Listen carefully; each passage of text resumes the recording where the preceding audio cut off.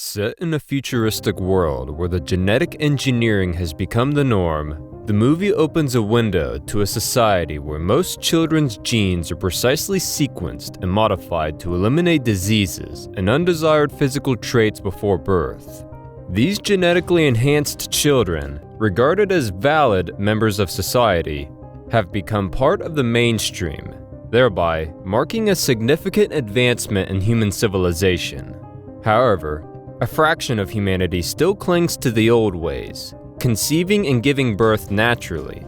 These naturally born individuals, deemed invalid, find themselves as a second-class citizen of this modern society. In the midst of this outrageous society, we meet our protagonist, Jerome Moreau, who, despite being an invalid, embarks on a daring journey to make his dreams come true. Dreaming of working at the prestigious Gattaca Aerospace Corporation, Jerome takes on the role of a valid person. As an invalid, Jerome faces barriers preventing him from working at Gattaca, but he cleverly overcomes these through an intricate series of deceptions. We watch Jerome meticulously preparing for his day at Gattaca, which begins by shaving off his body hair. Post-shower, he steps into an incinerator to burn off and discard any traces of dead skin. Jerome then wraps a urine pack around his thigh, hiding it under his clothing, and fills a fake fingertip with a blood sample. These actions are part of his elaborate scheme to disguise as a valid citizen, using the samples of the valid person whose identity he's assumed to pass the rigorous and continuous testing protocols at Gattaca. Once at work, Jerome meticulously cleans his keyboard, ensuring no trace of dead skin or hair remains so that his actual DNA can't be found during the test searches. Soon after, Director Joseph approaches him with exciting news. Jerome is assigned the role of mission flight navigator for a journey to Saturn's moon, Titan. This assignment fulfills Jerome's lifelong dream of leaving Earth, giving him a profound sense of achievement. At the clinic, Jerome presents a urine sample for the routine testing to the doctor, Lamar. In reality, this sample is not his own, but is from a container cleverly concealed on his thigh. Lamar runs the test, and the results confirm Jerome as a valid individual. Meanwhile, Irene, a beautiful colleague, congratulates Jerome on his selection for the Titan mission. He departs after appreciating her kind words. However, as Jerome returns to his desk, he notices a gathering of colleagues. At this moment, we delve into Jerome's inner thoughts, revealing a shocking truth. Jerome Moreau is, in fact, Vincent Freeman. The invalid Vincent merely adopted the identity of the valid Jerome Moreau to accomplish his dreams of working in Gattaca. A flashback to Vincent's birth unravels more of his past. He was conceived naturally, and upon his birth, a nurse collected a blood sample. Running the sample through a machine, she detailed the numerous potential complications Vincent was predisposed to have: heart disease and a significantly shortened life expectancy of roughly 30 years. Haunted by their first child's potential health struggles, Vincent's parents chose to alter the genes of their second child. Initially, they only wished to remove potential diseases, but the doctor convinced them to utilize the full spectrum of gene alteration possibilities. This decision resulted in the birth of Vincent's genetically valid brother, Anton. In a world where genes determine your status, Anton, due to the miracle of gene alteration, grows stronger and faster than his brother, Vincent. Despite his physical limitations and his parents' discouraging remarks due to his inherent medical conditions, Vincent fosters a childhood dream of becoming an astronaut. As he grows into a young man, Vincent experiences the harsh reality of his invalid status, facing rejection at every job application and screening due to his genetic makeup. The two brothers, Anton and Vincent, often compete in swimming, with Anton always winning. However, Vincent feels a change is imminent. Pushing against his physical limitations, he finally manages to outswim Anton, who succumbs to exhaustion and starts sinking. Displaying an unexpected strength, Vincent saves his brother, challenging the perception of invalids as weak. Deciding to leave his family behind, Vincent embarks on a new journey, He starts working at Gattaca as a janitor, his dreams of exploring the cosmos seeming unattainable due to his invalid status. However, a silver lining appears when he meets a man who creates identities for a living. The man introduces him to Jerome Morrow, a genetically valid individual who, after a tragic accident, is left paralyzed. To maintain a comfortable life, Jerome agrees to sell his DNA and identity to Vincent. Undergoing drastic changes, Vincent assumes Jerome's identity at Gattaca, giving him a portion of his salary. He starts wearing contact lenses to match Jerome's eye color and alters his hairstyle and overall appearance to mirror Jerome.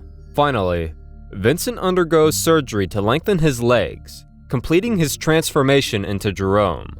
When the time comes to apply for Gattaca, Vincent presents Jerome's urine and blood samples.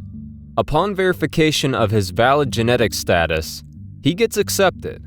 His daily routine includes careful disposal of his own skin, fingernails, and hair, and preparing Jerome's biological samples for the constant tests at Gattaca. In return for Jerome's DNA, Vincent provides financial support. As Vincent snaps back from the flashback, investigators swarm Gattaca to invest the tragic murder of a mission manager. As they're collecting DNA samples, Vincent's eyelash, a trace of his true identity, gets picked up for testing. At the police lab, the eyelash's DNA links back to Vincent's invalid status, catching the attention of the lead investigator. The investigators returning to Gattaca identify the eyelash's owner as Vincent Freeman, an invalid who worked at Gattaca as a janitor. According to their database, Vincent's life expectancy doesn't exceed 30 years, and he should be dead by now. Little do they know that Vincent is living among them, disguised as the valid Jerome Morrow. The unfolding murder investigation leaves no room for error. The diligent investigators decide to scrutinize the entry logs at Gattaca, theorizing that the killer might be hiding among the employees. In the midst of this tense environment, Vincent finds comfort in his growing relationship with Irene. Their conversations reveal an undeniable chemistry, sparking an intimate bond between them.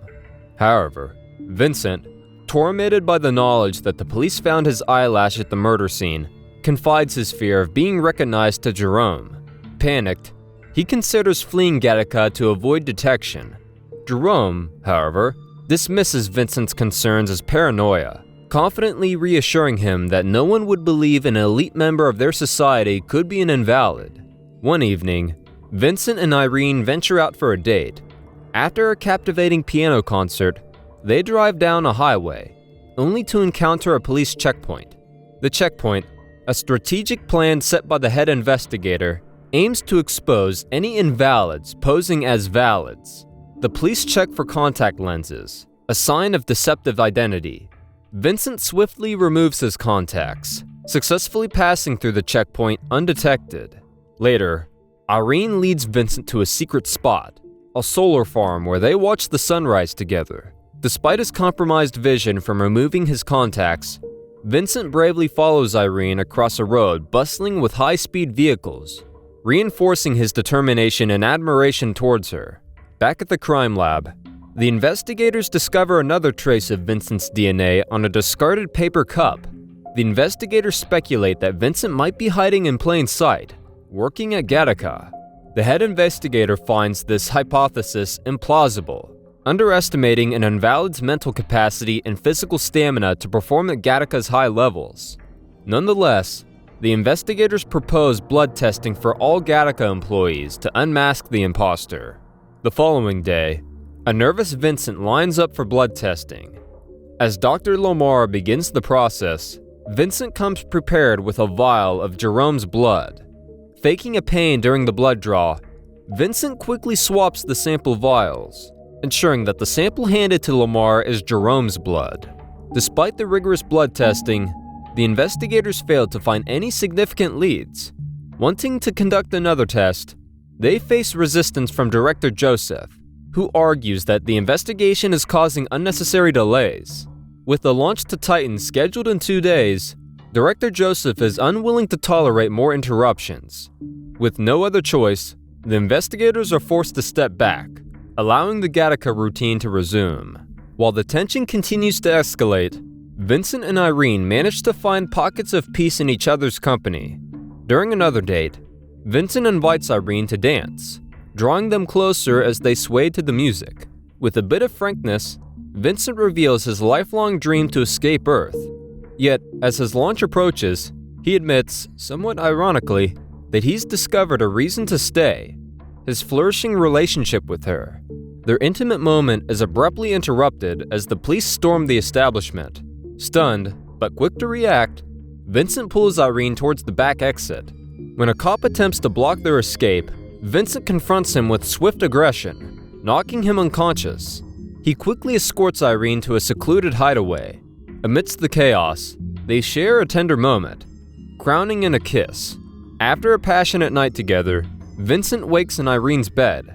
Fearful of leaving his DNA traces behind, Vincent rushes to the shore, scrubbing his body with a rock in an anxious attempt to cleanse himself of evidence.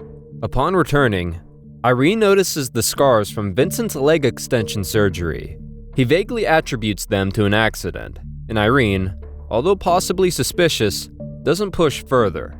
At the police headquarters, the lead investigator scrutinizes a photograph of Jerome, comparing it to one of Vincent. The striking resemblance doesn't go unnoticed. The next day, the investigator descends on Vincent's workplace, probing for DNA evidence. Director Joseph, however, defends Vincent, or Jerome as he knows him, arguing that he's an exemplary employee with no link to the murder. Alerted to the ongoing investigation, Irene quietly warns Vincent about the scrutiny he's under. As the day unfolds, Irene is escorted by the detective to meet the real Jerome at his home.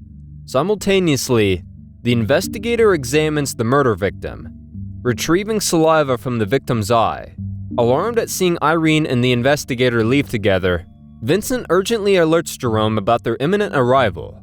Despite his physical limitations, Jerome exhaustively drags himself upstairs to answer the door. When Irene sees the true Jerome for the first time, confusion crosses her face.